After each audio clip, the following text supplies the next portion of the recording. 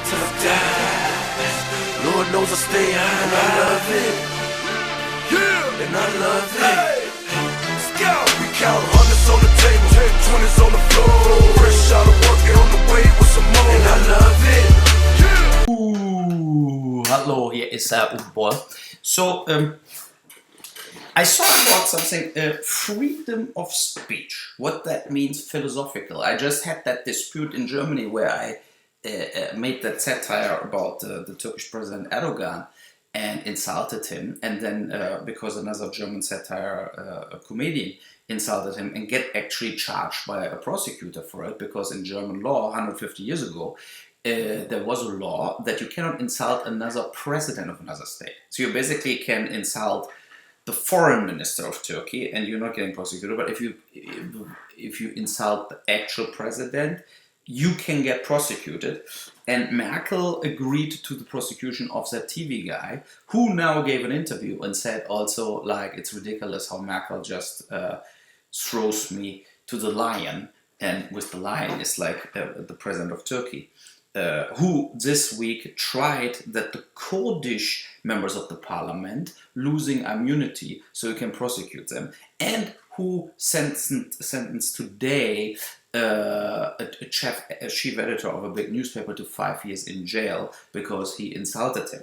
So it means like my Turkish holidays will be over forever, because it's on record now that I insulted him also. So as long as he's president and I go to Turkey, they could actually arrest me. What is unbelievable, because I'm always a good client in Turkey, especially on drinking alcohol.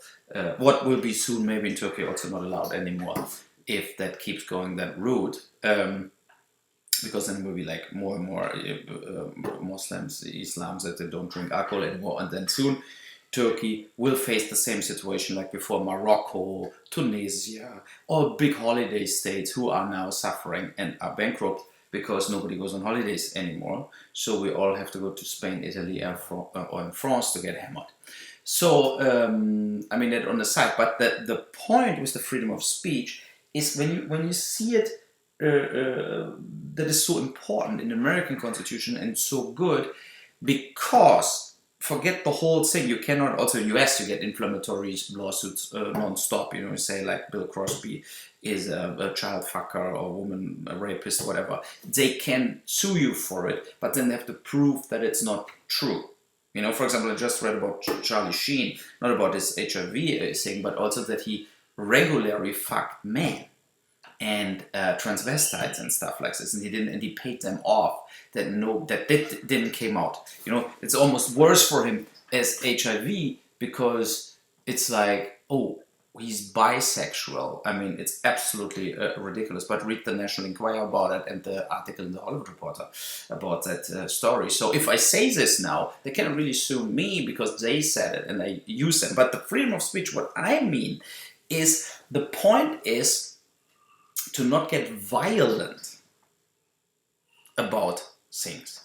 And that is what in a lot of territories on the planet the people didn't really still get. Like when I said the stuff about Erdogan in Germany, tons of people on my Facebook, I fucking kill you, I rip you apart, I fuck you in the ass, whatever, like threatened me to physically harm me. And that is, I think, a huge difference between like basically us and a lot of others, especially Muslims. You know, they take everything so personal that they're getting right away on a killing spree for it. And they didn't get it, that if you're intelligent, that you have to stand above things and you should give a shit about things like this. You know, like if somebody says, like, I fuck your mother, like, that means not you have any right or any, like, if you're intelligent, you're not smashing into a pub. You laugh at him. You think like you're an idiot and I fucked your daughter. So that is to answer bullshit, and not like getting violent, flipping out about things like this. It's absolutely absurd, and that is the freedom of speech. What I think has to be protected in a way from the state, that it's unacceptable to threat violence or to get violent against somebody who says something because he just said it. He did it. That is the huge difference, you know. So there's a thing about saying like whatever. I would whatever, get rid of everybody who is religious, you know, you can say that, but if you actually do it, you do a genocide, you know, so that is a huge difference, and you cannot be like this kind of active with violent action against people that say something. And now you hear my son in the background flipping out. That is my message for today.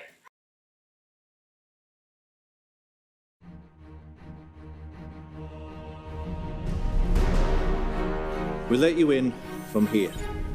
Once inside, you're on your own. Should the virus propagate, it would be the end. Place the bomb and get out. So what brings you here, Chief? It didn't look like one of us. I'm here for my daughter. We go in, we drop the bomb, we get out. We forget about this place. The airport is close. We still have enough time to get to it. We have to get to it. The world needs to know what happened here. And what happens if you're late? A school bus will come and collect us. If you are late, you die.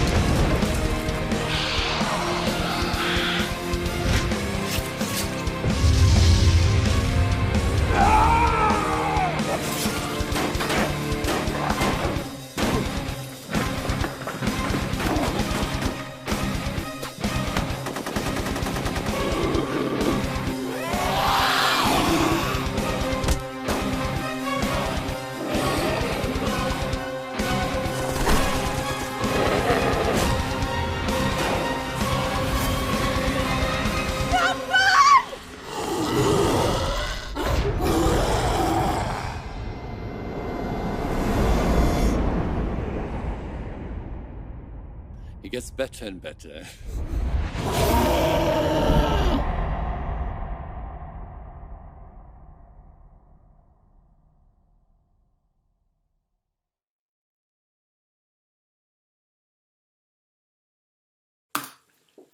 So, Freunde, ja, Facebook hat meine Message bezüglich Böhmermann und Erdogan gelöscht und weggenommen, dafür ist jetzt auf YouTube.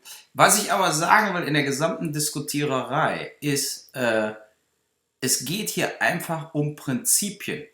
Ja, und man muss die Situation hier aus zwei verschiedenen Perspektiven sehen. Die erste ist, dass Erdogan tatsächlich die Türkei von westlich weltoffen, wie die meisten Türken ja nun mal auch sind, zurückführt in Regionen, die sind unakzeptabel.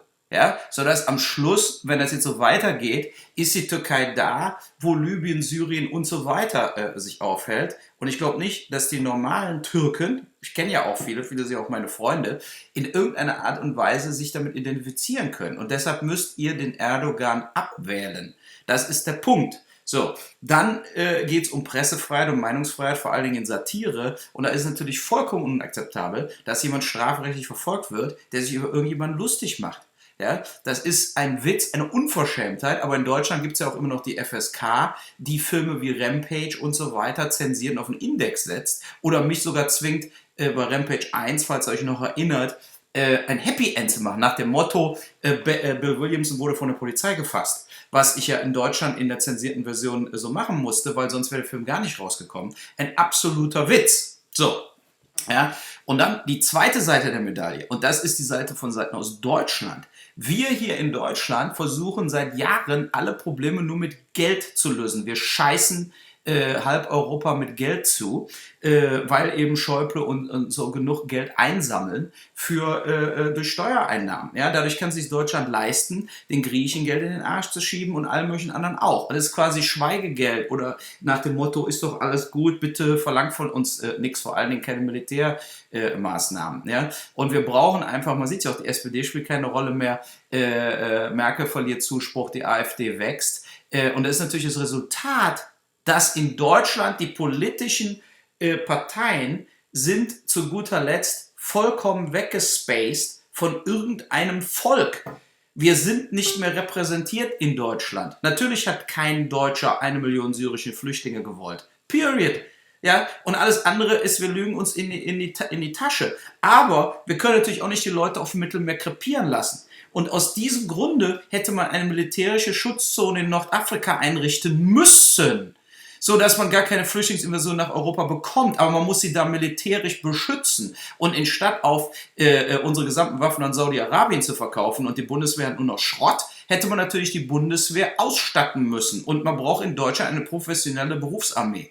Ja, so sieht's aus. Man hätte diese Situation in den Griff kriegen können. Und jetzt ist die Situation so, dass dadurch Europa komplett zerfällt. Und das ist alles Merkels Schuld. Ja, eben eine E-Mail gelesen von jemandem, der hat geschrieben, ja gut, warum Polen und Ungarn aus der EU rausschmeißen? Uns hat doch gar keiner gefragt, ob wir irgendwelche Flüchtlinge aufnehmen sollen oder nicht. Ja, wir wollen keine und nur weil die Merkel die aufnimmt, wollen wir sie auch nicht aufnehmen. So, das muss man natürlich einerseits auch verstehen, nur andererseits, wenn man sagt, wir sind in der Eurozone und haben jetzt nun mal die Flüchtlinge, dann müssen sie auch verteilt werden und wer keine nimmt, muss eben dementsprechend auch bezahlen. Ja, so, weil eins geht nicht, dass Ungarn und Polen weiter Geld kriegen aus den EU-Töpfen und tun so, es gibt gar keine syrische Flüchtlingskrise und nehmen einfach keinen. Ja, und bezahlen dafür auch nichts. Das geht eben nicht. Und das meine ich mit EU, dass alle Armeen der EU diese Schutzzone in Nordafrika hätten einrichten müssen. Das wäre eine konkrete Vorstellung gewesen. Ja, wir müssen einfach, und das ist das große Problem in Deutschland, es wird links und rechts diskutiert und sowas bringt ja alles überhaupt gar nichts. Links und rechts gibt's alles nicht mehr. Guckt euch die Grünen an. Früher auf der Straße mit Pflastersteinen, heute fahren sie mit dem Mercedes S500 zum Ministerpräsident. Es ist alles Quatsch, die Grünen sind gar keine Grünen mehr. Sie haben nichts verändert. Gibt immer noch scheiß Hühnerlegebatterien in Deutschland. Für Tierschutz haben die nichts getan, für Umweltschutz haben die nichts getan. Wer hat denn, nur wegen Fukushima wurde Atomkraft in Deutschland abgeschafft, ja? Durch die Merkel, nicht durch die Grünen, weil sie einfach einmal alle Angst hatten auf einen Image-GAU, wenn hier mal auch was passiert im Atomkraftwerk. Das sind ja alles so Sachen. In Deutschland, niemand repräsentiert die breite Masse.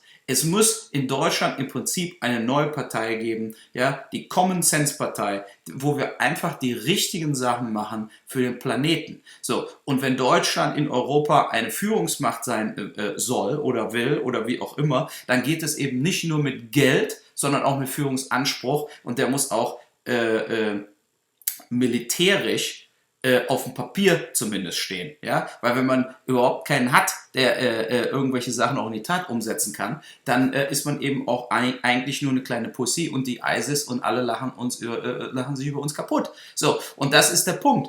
Ja? Es geht einfach nicht, wie in Deutschland Politik gemacht wird, mit einem Scheckbuch. Ja, den Deutschen wird es aus der Tasche gezogen. Jeder Fünfte kriegt eine Hausdurchsuchung wegen versuchter Steuerhinterziehung, wer ein Unternehmer ist in Deutschland. Ja. Aber gleichzeitig wird es mit der Gießkanne ausgeschüttet. Sinnlos. Ja, und die breite Masse in Deutschland hätte zum Beispiel Griechenland niemals irgendwelche Bailouts gegeben. Man hätte von Anfang an sagen müssen, vor Jahren, ihr braucht die Schulden nicht zurückzuzahlen, könnt ihr sowieso nicht, aber geben euch auch kein neues Geld mehr. Aber es wurde nicht gemacht und so werden Hunderte von Milliarden weiter zum Fenster rausgeschmissen. Und in Deutschland sind die Schulen kaputt, die Toiletten kaputt, in Schulen, die Infrastruktur funktioniert nicht, die Straßen, die Brücken sind kaputt und so weiter. Ist doch lächerlich. Es gibt keine Partei, die jemanden repräsentiert, der intelligent ist und wirklich eine gemeinsame Verständigung haben will. Die AfD wird zum großen Teil sozusagen regiert von absoluten Dünnbrettbohrern und deshalb kann man die eben auch nicht wählen. Ja?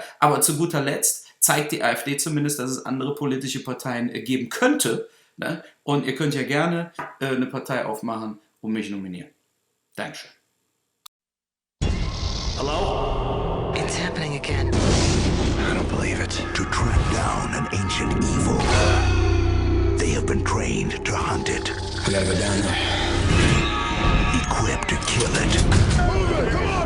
This is just the beginning. Now they just have to survive it.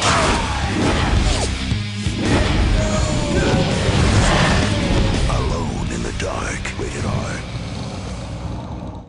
This week, leading scientific research centers said that the axe of the globe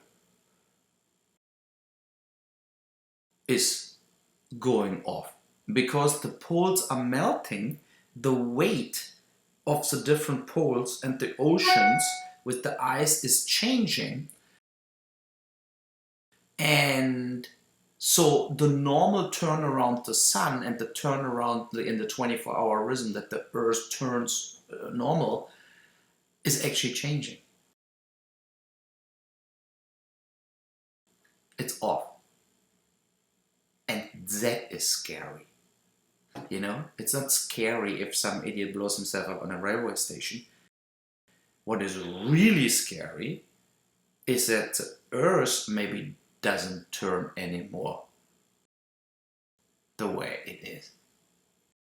What is if it stops turning? Half of the Earth gets burned from the sun, the other one is forever dark. What consequences would that have? I mean, that was the news where nobody talked about this week, and what is absolutely devastating and unbelievable.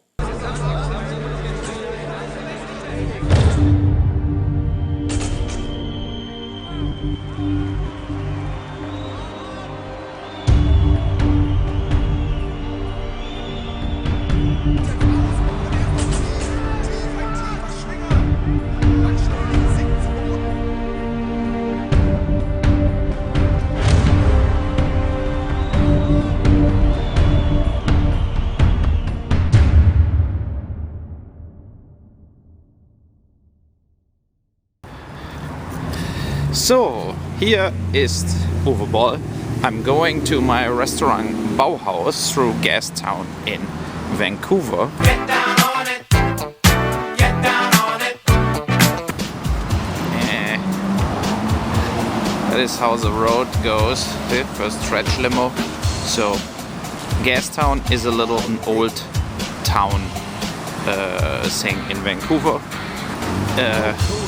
Where a lot of older buildings are.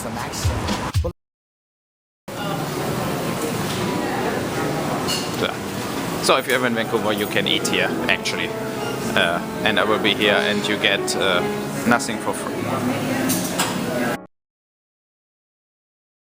Dame meinte ja, die hätte einen Tee gehabt.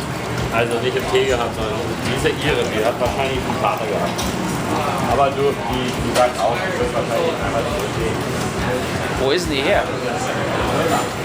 Hä? Also. So, here's Uwe Boll.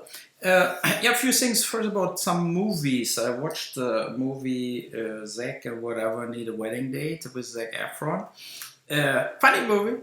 In the end, of course, it all got a little too schmoozy-cozy, but overall good dirty humor.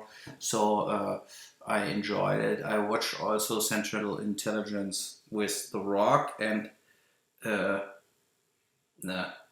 little black guy. But it doesn't matter. It was funny too.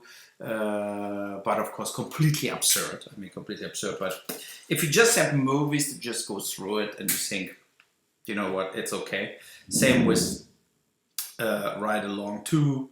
You know, it's also something you can watch. Don't use your brain, you watch it and it's okay. I watched The Jungle Book.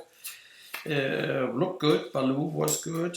Was also kind of okay, entertaining. And but I saw two really good movies. And that the one is Mr. Fantastic with Viggo Mortensen, an excellent movie. What shows also how our education, etc., sucks. Because in the movie, you see Viggo Mortensen basically homeschooling his kids, and they are phenomenal. They know everything. I mean, they don't know about real life, but they know way more knowledge, way more intelligent as normal kids from school. And then they're getting confronted with the real world. But they decide that the world of the father, who basically lives in the forest with them, is better. And it shows also like how all rules went away in education, and everybody now gets sugar pumped up their ass in a way in our world. You know, when I see like my father was our handball trainer, and he was only yelling around what fucking losers we are the whole time, and we got better. And today, like when I see my son in soccer here in Vancouver, it's like, good job, 5-0 for the other people. Good job. No, it's not. It sucks. the whole point in sports is to get competitive and to fucking win, right? So I mean, it's ridiculous how everything is good and nobody wants to hurt the kids anymore. Nobody wants to blame, bullying. That was something. Of course, there was bullying in school when I was in school, but nobody cared about it. Like there was nobody helped you. You are responsible to fight the bullies. Too bad for you. You better get over it. Yeah. So that's the thing. It's like a weakening society because we are all so politically correct. And on the big landscape, you see that with the Trump. You see that with extreme parties growing because people are swallowing it down. That in public that you have to be always so polite, so liberal, so nice, but you don't actually want to be it, and that kills a lot of people. So that if they secretly elect, they go for Le Pen in France, or for the anti-Euro party in Germany, or in Poland and Hungary, or already right corner people ruling.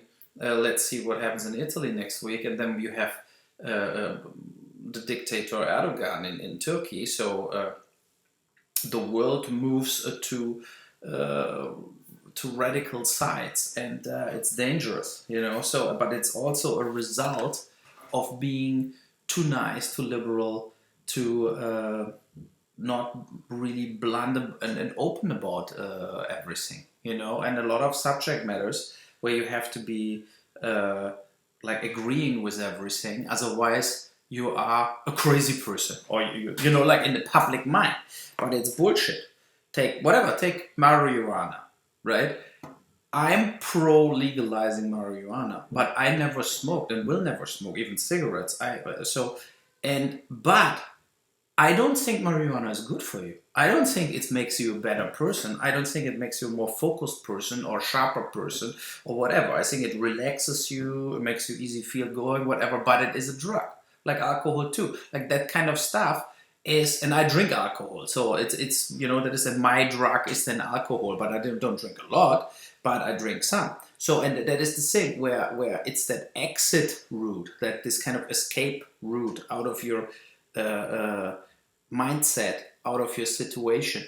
And to think that is good, like, smoke, everybody should smoke, like Bill Maher would say on HBO, like everybody should smoke pot. No, they shouldn't. I think to smoke pot and drive a car is dangerous. That is a thing. But you're not getting very popular, positive feedback if you have an opinion about stuff like this. So you have to be agreeing to what's ever going on, and and then that is the thing. The liberals and that stuff, they overdo it. So that the masses basically at one point going on a blockade, aggressive strategy against it. And that is the situation we are right now in, I think in Germany, a lot of people would, next year's election in Germany, will vote for the anti-Euro party, but only because of they want to be politically incorrect. But 80% what that party represents is like not the opinion of the voters. Like global warming doesn't exist. Everybody should have guns. Everybody like all the absurd thing. We want the German mark back.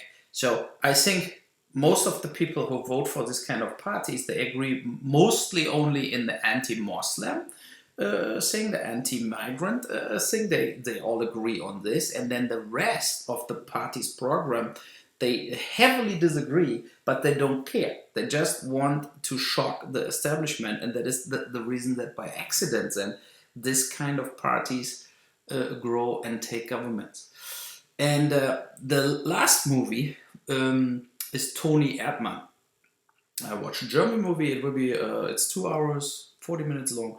It's a masterpiece, and it actually is nominated for Best Foreign Language Oscar. I think it's in the run for nomination, and it should get nominated. Even in America, maybe not a lot of people really understand it, but it's a movie about a father who wants more contact to his daughter. His dog dies, and then his mother dies, and the daughter is like a kind of consultant working in Bucharest in Romania and has no time for him.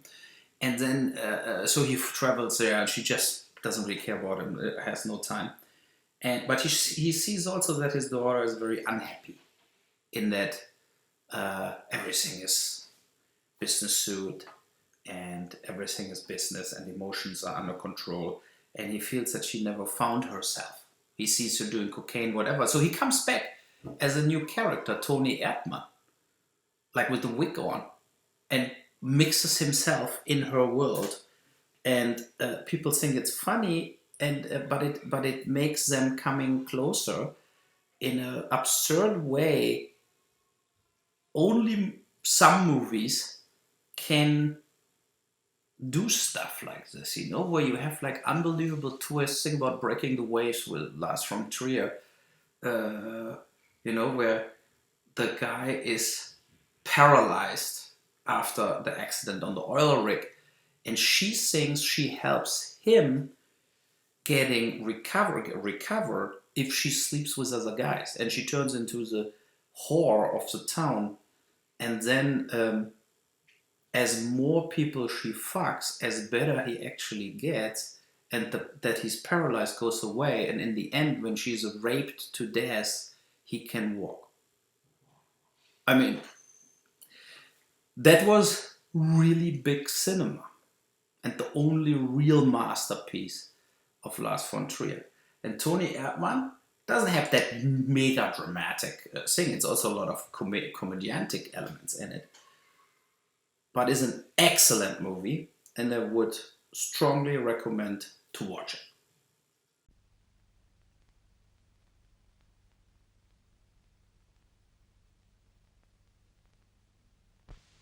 Verständnis. So muss das aussehen, du Trottel! Scheiße. Ja. Liebe und Fürsorge. Ich kann mich doch wohl auch noch alleine ausziehen. Sind die Eckpfeiler einer glücklichen Jugend. Hör mal, ich hab gehört, du bist gefeuert worden. Doch irgendwann ist es Zeit, seinen lieben Lebewohl zu sagen. Es eröffnen sich ungeahnte Möglichkeiten. Du bekommst von mir 150.000 Mark. Und diverse Schwierigkeiten. Erstens musst du bis zum Ende des ersten Semesters 2 Prüfungen bestehen. Das mache ich doch mit links. Das kann ja wohl nicht wahr sein. Durchgefallen! Zweitens hast du bis zum Ende des Semesters eine feste Freundin. Was machst du eigentlich morgen Nachmittag? 17:06 Uhr. Hi Lea. Hallo Andreas. Und? Schon eingelebt? Wunderbar. Ich habe ein super Zimmer. Nette Vermieterin. Gut, dass ich sie treffe.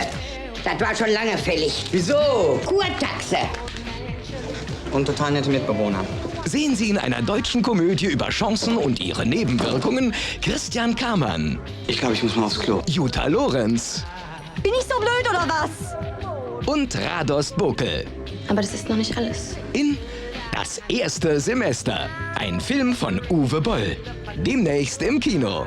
Wo intelligente Männer doch so selten sind. And here I want to answer quick a few questions of people. They listened to Uwe Boll Raw, and they had a few things like, are you really retired like forever? What can we do to bring you back? Yeah, if I would say don't pirate my movies anymore and watch them for free, that would be not enough. So what you really have to bring back is a stupid billionaire who wants to spend money for movies and gives it to me, or you change the whole system, or you find companies like Netflix or whatever ready to really pay for an Uwe Boll movie. That means 7 or 8 figures to make it work, because otherwise I'm done. So the market is dead, as I said. What will happen to a Southern Wall Street 2, Postal 2, 12 hours? Very quickly, nothing will happen. I started writing Postal 2. Of course, a Southern Wall Street 2 makes sense, but it will never happen. It's dead. All of them. Your movies are the only movies that have the balls to tell things how they are. We need you now more than ever. Please don't retire. Yeah, thank you so much, but you are a minority. you are one of 5,000 people, and you have like to make that work, you have to be one of 5 million people. Otherwise, it's just senseless. What it was like working with Jürgen Prochnow on House of the Dead. Was he a cool guy? Yeah, very nice guy. He's a little old, of course. He looked younger, but of course you have him from Das Boot always in your head, and he played a boat captain in House of the Dead, so it was funny to even do the funny version of House of the Dead with him. He was really, really okay to work with. But German theater actor schooled, right? So he's not a method actor at all. So he learns, he rehearses for himself. He is in improv not so good as some other actors I worked with, you know. Ona Grau and Sonia Solama are so hot. What was it like working with them? How do you get them to show their tits? No, they didn't. Only Sonia Solama showed her tits in it. And I think she dated also Will Sanderson during the shoot of House of the Dead. And she's still an actress, way older now, of course. And I saw her on a party or whatever, very nice person. And made a career, right? So Ona Grauer, she was just got her baby in House of the Dead. That's the reason she had big titties, because she was breastfeeding her baby the whole time. But she was never naked in House of the Dead. Both very nice persons. With Ona, I went with the dogs a few times, and Ona Grauer is also, as you know, in Alone in the Dark. Her head gets split up, and she was also in. Was she in Far Cry?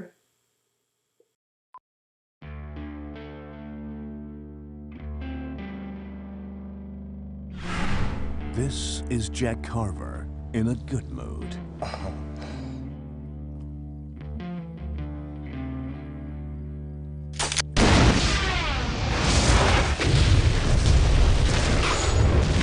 Absolutely outstanding.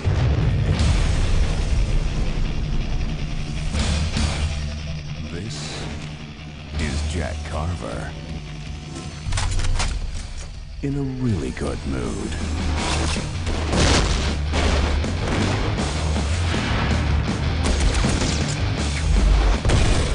So you are the cause of my recent troubles. I'm just the driver. I see.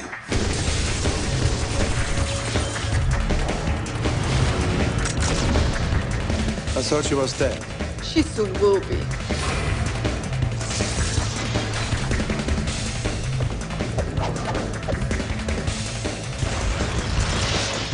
You are one persistent son of a bitch. Till Schweiger. Look out! What's going on down there? Stop them!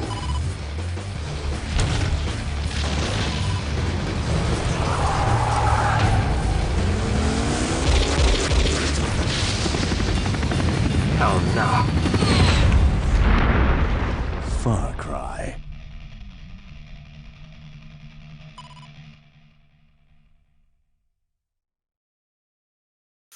So here's Uwe Boll. Look, when you like open the newspaper, and then you see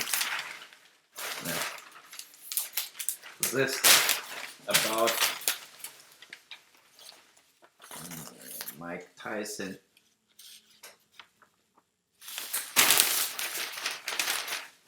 I mean, 30 years ago was that already, when Mike Tyson was turning into the champ of the world. That shows how time goes by. And I, of course, watched also the fight Ward Kovalev the last few weeks. And it was like, I made $50 because I bet on Ward, but it was very disappointing. I thought Ward is the best pound for pound fighter, but I have to say Kovalev clearly won the fight. It was an absolutely misjudgment, and maybe there will be a rematch. Let's see what's happening, but it was very disappointed for me as a Ward fan. And also his reaction was very disappointing when he said he thinks he clearly won. Well, totally absurd. So then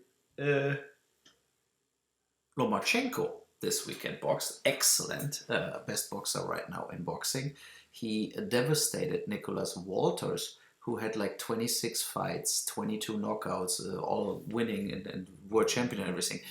And he got like schooled from Lomachenko, who was the biggest amateur boxing star in the history of boxing, with around 340 fights and only one loss and 2 Olympic gold medals. And that professional fight was only his 7th fight as a professional, and he dominated and destroyed Walters like I box a 7-year-old child. And in round 7, Walters gave up and said, like, it's completely senseless. I get fucking pummeled here into the ground. Pummeled into the ground. Got this weekend, for example, also Warren Beatty with his movie, whatever, I don't even know the name, but it's funny because if you think about Warren Beatty, he was the most picky actor, director on the earth. He didn't it for 30 years anything. He didn't even play parts in TV shows or any movies. So, because I think he made a lot of money with his early movies where he got always Bonnie and Clyde and stuff like this, where he got gross points. And from this he could live. And he's married to Annette Bening, as we know. And before that he slept with 500 women. But it looks like he stepped a little back from this. You know, also the disaster Ishtar he did with Dustin Hoffman. What was a horrific movie. But Reds was an excellent movie. Yeah, 4 hours. I remember watching it. I think it was an excellent movie. So, but the point is that a person like this, now, what he didn't get is, it's not like the world is waiting 30 years that he finally makes another movie. It's the opposite. He dissolved. Nobody knows him anymore. Like, nobody from the real cinema audience knows Warren Beatty whatsoever. I would say 1% of the people know Warren Beatty. And that is where, of course, the distributors made a deadly mistake in releasing that movie in the hope that that name would draw anything. And from what I saw, it's like an old-fashioned movie where forgettable, you know. So it will be in the end on Netflix and didn't make any box office. And this kind of falling into a trap of like, oh, I had lunch with Warren Beatty, now I finance this whole movie. That kind of trap is out there in Hollywood a lot, because the A-list actors going around, they want to produce, they want to make movies, they want to be in movies, so they advertise themselves, and then the people who have money to share and have too much money, they basically coming and tanking it all, you know. So so it's of course devastating. And then this week in the press was also about the piracy windows, like the major studios say to the movie theaters, like, we need to reduce the theatrical window down, that it's maybe only 2 months and not 4 or 5 months. And they're of course fighting it, whatever. But look at the theaters. Like, how many movies are out within 2 weeks and never come back because they're tanked? Like the Warren Beatty movie, what's happening right now. If a movie flops and is out of the movie theaters, why you basically cannot release it right away as SVOD, whatever, because if you cannot, you lose the next 2 months all your money to piracy. And I mean, all your money, like worldwide, you know, like you lose the possibility to make a few $1,000,000 back from your already lost investment. And they don't give you an opportunity to it. And I think that window, that thing has to dramatically change, because it doesn't end good for you financially. That is only my 5 cents about this, you know. Yeah, and then Trump is rounding up his cabinet with one freak after the other. So let's see what they're in the end doing. And of course, Trudeau, the young liberal sport of Canadian premier, the first thing he did was saying yes to the Kinder Morgan oil pipeline from here to US. But Obama blocked it the whole time. But money always wins, and Trump, of course, will completely push that forward and says yes, so that pipeline will happen. And it goes to a lot of native land and so on and so on. So it will, like, then you have oil spills and no, it happens. There's nothing what would stop that. And as we all know, all the decisions worldwide will be always pro-money and never pro-nature. So it means like electro cars will only happen for everybody if they can make more money with it, as with burning diesel or normal fuel engines, right? So it's only the money what drives us into the death or into survival. So hopefully they find soon possibilities to have very fast, very long driving, very good looking electro cars, but affordable for everybody. Tesla is just too expensive for most of the people. Okay, now I walk the dogs.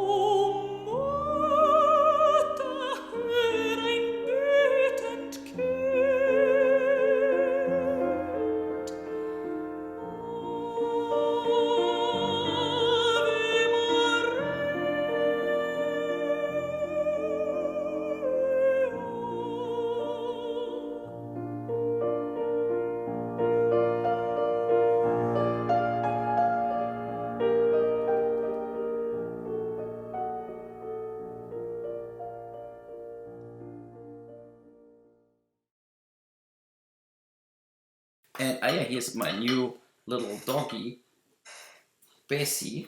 She is a Boxer Bull Mastiff mix and will get fat and eat she eats non-stop. Like whatever you have on your table, she will jump up and just eat it, including my hand right now. So then what else? I watched the Eddie the Eagle movie right now with Hugh Jackman. It's funny because I of course know Eddie the Eagle as watching the Olympics every year. And by the way, my old dog Daisy's laying in the other corner. She's very jealous of Bessie, and Bessie is a very good dog. I mean, barking around, eating my hand, eating all the food, peeing and shitting in the house still. It cannot be better. And before I forget that, the AFM, the American Film Market, since 15 years, the first time this November happening without me an event film, because I was dead serious about retiring. And whatever I heard from the market, it was horrific, it was very bad. Nobody buys small movies anymore, small genre movies, the horror movies are dead in the water. As I said, so I stepped out at the right time. But everybody wants bigger movies with bigger stars they can put theatrical. But the funny thing is, of course, the Hollywood Reporter and all that other things, they try to make that show that in a positive way. But there is nothing positive about it. Because what they want is theatrical movies with Bruce Willis, Kevin Costner, whatever, but they want to pay you like they pay me for Rampage. So means like you have to make a movie with Nicolas Cage, etc., to be in a lot of countries still theatrical, not in US, but in the rest. And then they pay you, like you spend 6 million to make the movie, and then they pay you 2 million worldwide all in, so you still lose 4. So movies don't make any sense. It doesn't make any sense only if you know whatever. The very rich people that own the companies you deal with, and then they overpay you. Like Adam Sandler from Netflix just gets a lot of money from Netflix to make his shittiest movies of his career and pockets every movie $3-4 million in his pocket. That works, but normally companies like Netflix, they buy your movies for $50,000, $80,000, and that is not the way you recoup your money. That is the way you destroy every single penny you have in your wallet. So it's better I saw that years ago, and I heard the AFM was packed again. A lot of sellers, a lot of buyers, but they just don't learn. That is the problem. That a lot of people have no vision, and they always think out of nowhere it gets better. Like the voters for Trump or the voters for Clinton. So they just think everything gets better at one point, but it will not. It actually goes worse. And I saw that years ago, and that is so good that I stepped out and finished it all with Rampage 3, because I saw that coming years ago, and I did the right consequence at the right time to say goodbye and to not spend any more money for that completely bullshit. So, I see you soon. And everything comes to the light, you'll see. These niggas in the dark, baby, I just shine. I do it from the heart, homie, they just rhyme.